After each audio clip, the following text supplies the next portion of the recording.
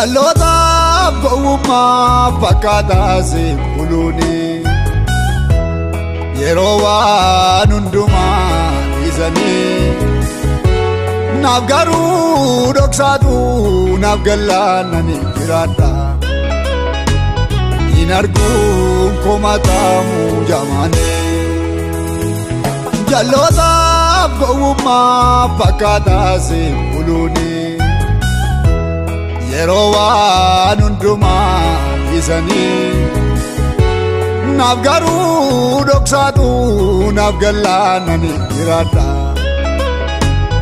hin arguun komataamu jamaane hangafaa nagaa kootu si'i galma koo mana koo galgalaa sodaatee raafamu garaan koo si waliin bareesi jingala.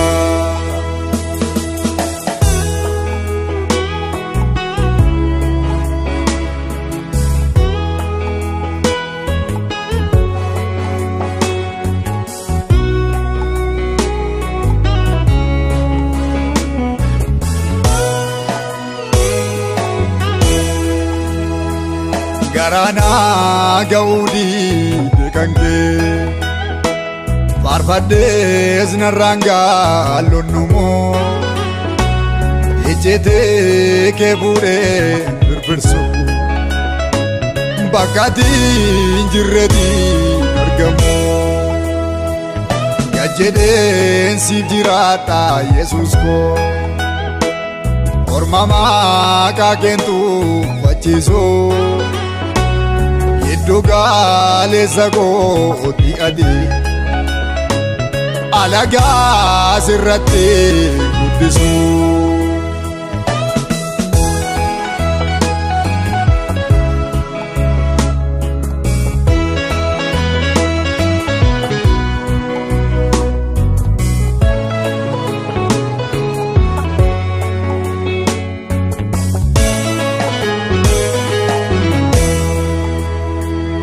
Enyutu ni mande kadade no wale ejete kezako sijuwa tuzake kezako di dubbize malena mnimbare zago innisu dalota fankaa Senake amambeku galmese ulaga kaame jabside isati yadana nagese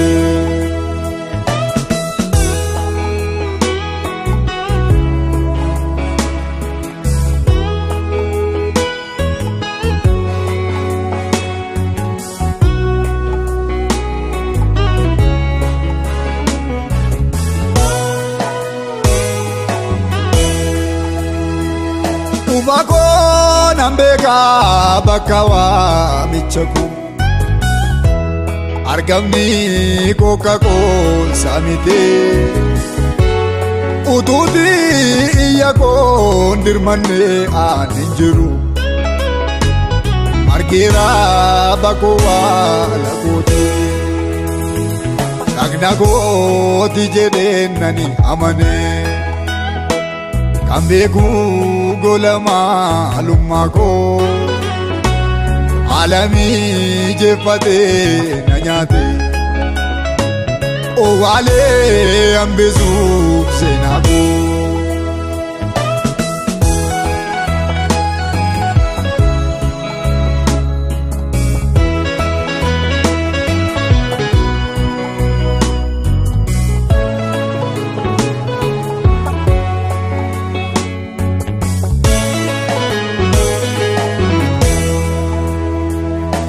Deka umsako isa duri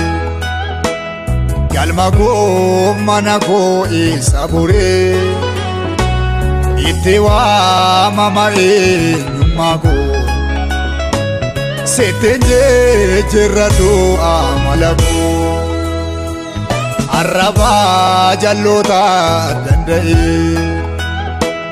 obseen dandamadhaa gidiraa gurra koo sirraa waa dhaga'e warra koo borii koo beesse jira waan fedhee amammaa kunamni anabaati waliif galleerraa kan beekuu hin dandeenye dhaloonni ejjetee tonoo gidduu jira.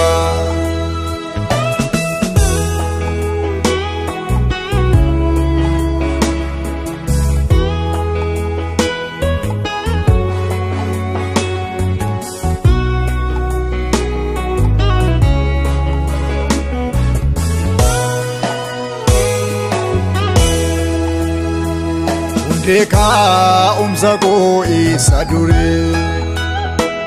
galma koo mana koo isa buree itti waamama eenyummaa koo